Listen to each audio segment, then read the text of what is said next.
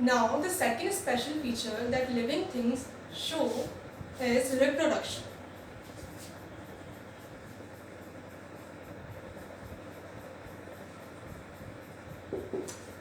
Reproduction is the production of individuals similar to the parents. Parents produce individuals which are similar to themselves.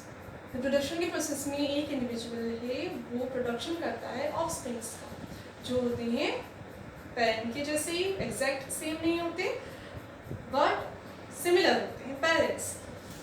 अब reproduction का जो feature है वो सिर्फ living things ही show करती हैं, non living things reproduction show नहीं करती।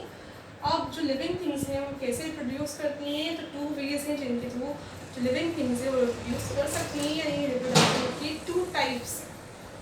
First asexual reproduction and second sexual reproduction. Asexual reproduction में गैमेट फॉर्मेशन नहीं होता, गैमेट्स का फ्यूजन नहीं होता और इससे जो ऑफस्प्रिंग्स बनते हैं वो एग्जैक्ट सेम होते हैं अपने पेरेंट्स से और साथ में अपने जो सिबलिंग्स हैं या उसी जनरेशन के जो अदर इंडिविजुअल हैं उनसे। असेक्सुअल रिप्रोडक्शन में एक ही पेरेंट पार्टिसिपेट करेगा, सिर्फ एक ही पेरेंट बनाएगा जो ऑफस्प्रिंग है उसको, और वो ऑफस्प्रिंग उस पेरेंट की जैसे ही दिखेगा, उसकी ही कॉपी होगा। असेक्सुअल रिप्रोडक्शन जो लोअर एनिमल्स होते हैं या लोअर ऑर्गेनिजम्स होते हैं, प्लांट्स और एनिमल्स, वो शो करते हैं असेक्सुअल रिप्रोडक्शन, और जो हायर ऑर्गेनिजम्स होते हैं वो शो करते हैं सेक्सुअल रिप्रोडक्शन। सेक्सुअल रिप्रोडक्शन में गैमेट्स फॉर्म होते हैं, मेल्स मेल गैमेट फॉर्म करते हैं, फीमेल्स फीमेल गैमेट्स फॉर्म करते हैं, और दोनों में फिर दो गैमेट्स में मेल एंड फीमेल गैमेट्स में फ्यूजन हो जाता है जिसके थ्रू न्यू इंडिविजुअल फॉर्म होता है। अब इसमें two different gametes like male and female gamete participate कर रहे हैं, फ्यूज हो रहे हैं। अब इससे जो ऑफस्प्रिंग प्रोड्यूस होगा उसमें फिर जो कैरेक्टर्स आएंगे वो दोनों ही पेरेंट से आएंगे, मेल पेरेंट से भी आएंगे एंड फीमेल पेरेंट से भी आएंगे। इसलिए वो जो ऑफस्प्रिंग है वो वेरिएशन शो करेगा, वो अलग दिखेगा अपने दोनों पेरेंट्स से, उसमें दोनों के मिक्स्ड कैरेक्टर्स भी होंगी और थोड़े से डिफरेंट कैरेक्टर्स भी प्रेजेंट होंगे। तो असेक्सुअल रिप्रोडक्शन में जो नेक्स्ट जनरेशन होती है उसमें वेरिएशन नहीं आते, जो ऑफस्प्रिंग्स हैं वो अपने पेरेंट के जैसे ही दिखेंगे। और सेक्सुअल रिप्रोडक्शन में जो ऑफस्प्रिंग होंगी उसमें मिक्स्ड कैरेक्टर आएंगे दोनों ही पेरेंट्स की। असेक्सुअल रिप्रोडक्शन की भी अलग अलग वेज होते हैं, अलग अलग तरह से अलग अलग ऑर्गेनिज्म असेक्सुअल रिप्रोडक्शन करते हैं। कौन कौन से हैं असेक्सुअल रिप्रोडक्शन के मेथड्स? फर्स्ट,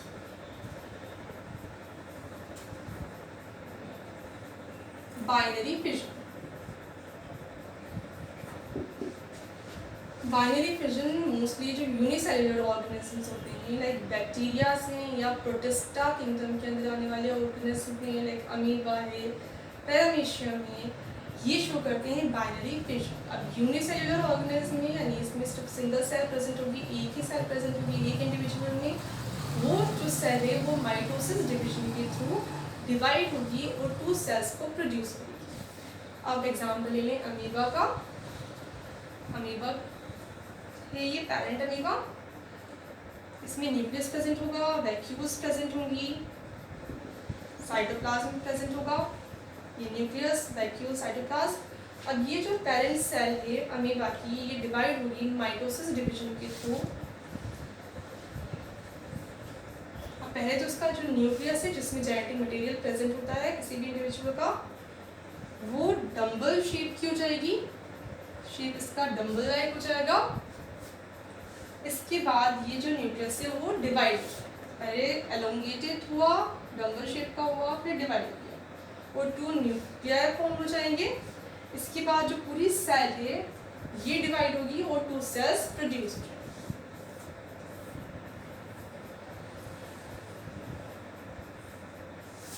सो एक पेरेंट सेल से माइटोसिस डिवीजन के through two daughter cells form हो गई, प्रोड्यूस हो गई। तो पेरेंट अमीबा था ये, इससे दो अमीबा प्रोड्यूस हो गए, इसको कहते हैं binary fission. Cell divides through mitosis to form two cells. अभी इस एक ही पेरेंट से बनी है, इसी एक ही पेरेंट का जेनेटिक मटेरियल आया है दोनों सेल्स में, तो ये दोनों सेल्स आपस में भी एक जैसी होंगी, एक जैसी कैरेक्टर्स होंगी दोनों में, और साथ में ये अपने पेरेंट से भी सिमिलर होंगी, सेम होंगी, एग्जैक्टली सेम अपने पेरेंट की कॉपीज में। ओके, तो ये बाइनरी फिजन। सेकंड हो सकता है थ्रू फ्रेगमेंटेशन।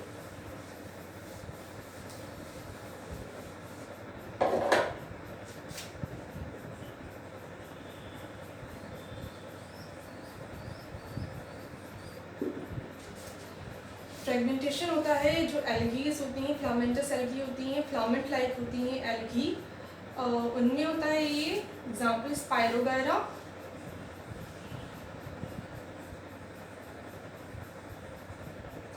स्पाइरोगैरा एल्गी है, एल्गीज होते हैं, प्लांट लाइक होते हैं, उनमें पिगमेंट्स प्रेजेंट होते हैं, फोटोसिंथेसिस कर सकते हैं एल्गी, और ये मोस्टली वाटर एक्वेटिक मीडियम में मिलते हैं। तो एग्जाम्पल है इसका फिलामेंटस यानी फिलामेंट लाइक लॉन्ग एल्गी का स्पाइरोगैरा। फिलामेंटस एल्गी है यानी इसमें बहुत सारे फिलामेंट्स प्रेजेंट होते हैं, लंबे लंबे, एल्गी में ग्रीन कलर की होती है। अब इसमें फ्रेगमेंटेशन के थ्रू असेक्सुअल रिप्रोडक्शन होगा, यानी इसके जो फिलामेंट है वो डिवाइड हो जाएगा, यहाँ से ब्रेक हो गया, और इससे फिर जो फिलामेंट है वो 2 पार्ट्स में डिवाइड हो गया, और ये 2 पार्ट्स पे आगे जाके 2 न्यू इंडिविजुअल फॉर्म करेंगे। ऐसे मान लो एक फिलामेंट है वो 3 पार्ट्स में डिवाइड हो गया, 2 ब्रेक्स अलग गए, उसमें 3 पार्ट्स हो गए, तो वो 3 पार्ट्स पे आगे जाकर न्यू इंडिविजुअल्स फॉर्म करेंगे। तो ये होता है तो एल्गी में, स्पाइरोगैरा में, और जो फ्लैटवर्म्स होते हैं उनमें भी ये प्रेजेंट होता है। फ्लैटवर्म्स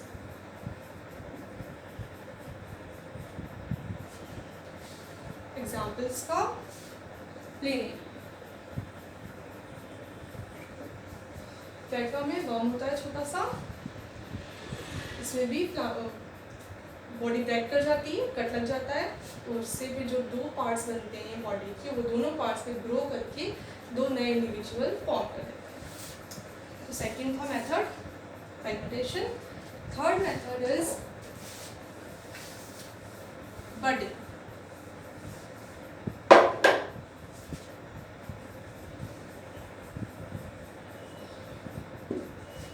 बडिंग जो करते हैं फंजाई होते हैं, कुछ यीस्ट है, जैसे यीस्ट यूनिसेलुलर होते हैं, एक ही सेल होती है इसके अंदर, एक इंडिविजुअल में। फंजाई है जिसका यूज़ बेकिंग में करते हैं, बेकर्स करते हैं इसका यूज़। अब इसमें जो पेरेंट सेल है, ये यीस्ट की सेल है जिसके अंदर न्यूक्लियस प्रेजेंट है, इस पे ऊपर एक छोटी सी आउटग्रोथ निकलती है, छोटी सी आउटग्रोथ निकल जाएगी साइटोप्लाज्म की ही। अब ये जो न्यूक्लियस है ये डिवाइड हो जाएगा और 2 न्यूक्लियाई फॉर्म हो जाएंगे। अब इनमें से एक न्यूक्लियाई तो इस आउटग्रोथ में चला जाएगा, दूसरा न्यूक्लियाई इस पेरेंटल सेल में ही रहेगा। अब ये सेल इससे सेपरेट हो जाएगी, इसको कहेंगे बड। अब ये बड इससे डिटैच हो जाएगी, अलग हो जाएगी, और आगे जाके न्यू इंडिविजुअल को फॉर्म करेगी। ये पेरेंटल सेल अलग रहेगी और ये जो न्यू इंडिविजुअल है वो अलग बन जाएगा। तो ये बडिंग। साथ में ये हाइड्रा होता है, एक एनिमल, एक्वेटिक एनिमल है, उसमें भी बडिंग का प्रोसेस मिलता है, और बहुत सारे एनिमल्स हैं जिनमें बडिंग का प्रोसेस होता है। Now fourth method is spore formation.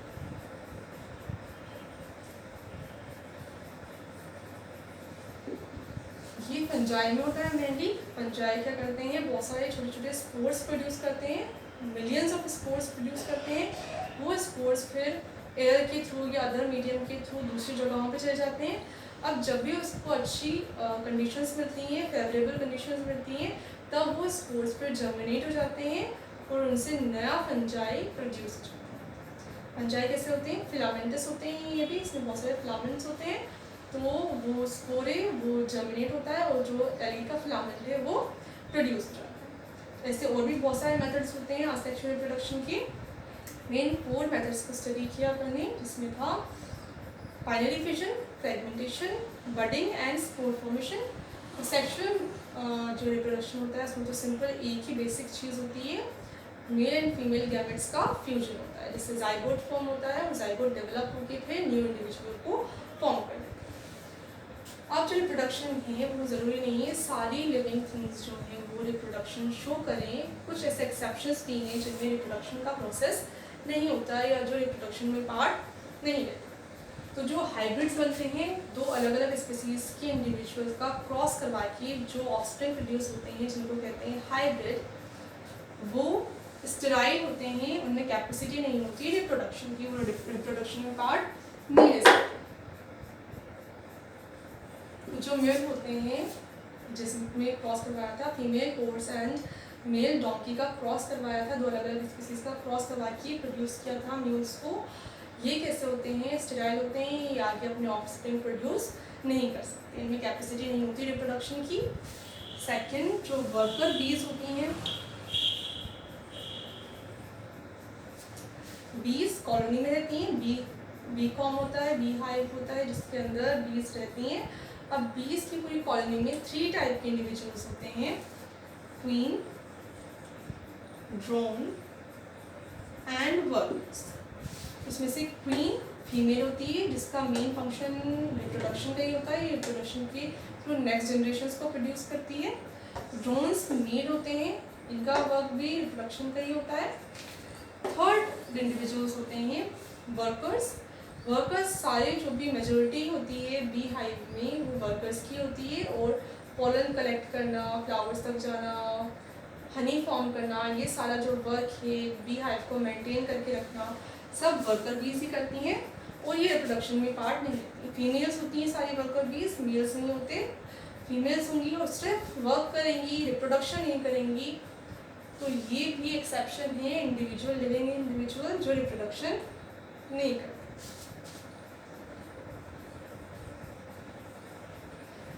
और ह्यूमंस में भी बहुत सारे ह्यूमंस होते हैं, इनफर्टाइल होते हैं और रिप्रोडक्शन में पार्ट लेके ऑफस्प्रिंग प्रोड्यूस कर नहीं सकते। Now third feature of living or things is metabolism.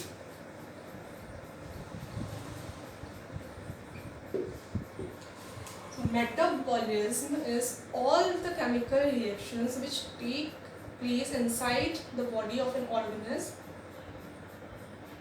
is called metabolism. Metabolism में क्या जाएगा? सारी जो भी रिएक्शंस हैं, केमिकल रिएक्शंस हैं जो किसी भी ऑर्गेनिज्म की बॉडी के अंदर हो रही हैं, भले ही उसमें कोई प्रोडक्ट बन रहा है, कोई नया प्रोडक्ट फॉर्म हो रहा है, या फिर कोई सब्सटेंस ब्रेक डाउन हो रहा है, टूट रहा है, वो सारी जो भी रिएक्शंस हैं उन सबको कहेंगे मेटाबॉलिज्म। अब ये भी 2 टाइप्स की होती हैं, एनाबॉलिज्म एंड कैटाबॉलिज्म।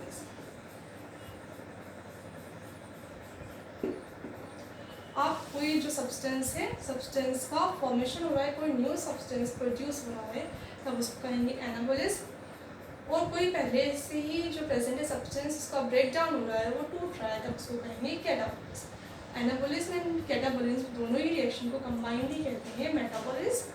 तो सारी रिएक्शन एनाबॉलिज्म हो या कैटाबॉलिज्म हो वो मेटाबॉलिज्म के अंदर ही आती है। और मेटाबॉलिज्म जो होता है वो सिर्फ लिविंग थिंग्स के अंदर ही होता है और किसी भी नॉन लिविंग थिंग में नहीं हो सकता।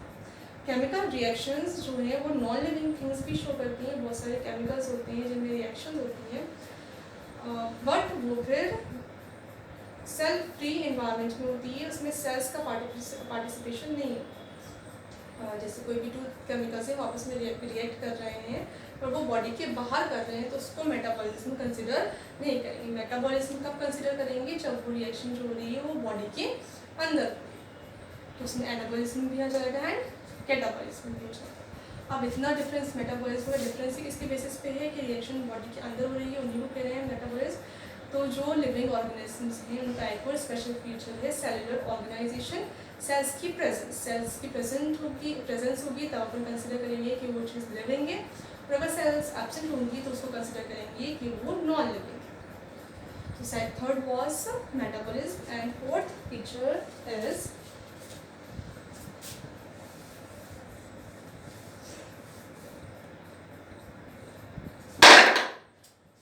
response to stimuli.